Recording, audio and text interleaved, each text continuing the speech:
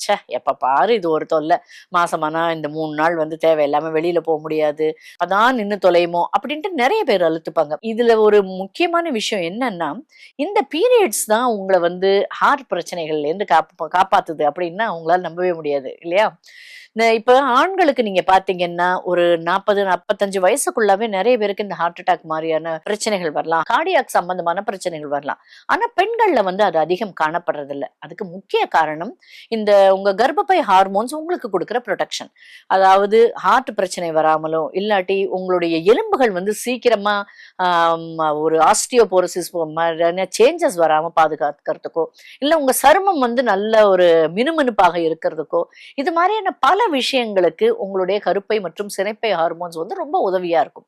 அதனால எவ்வளவுக்கு எவ்வளவு உங்களுக்கு வந்து இந்த பீரியட்ஸ்ன்றது வந்துட்டு இருக்கோ, அவ்வளவுக்கு அவ்வளவு உங்கள் உடல் வந்து நல்ல உறுதியாகவும், ஆரோக்கியமாவும் இருக்கும்.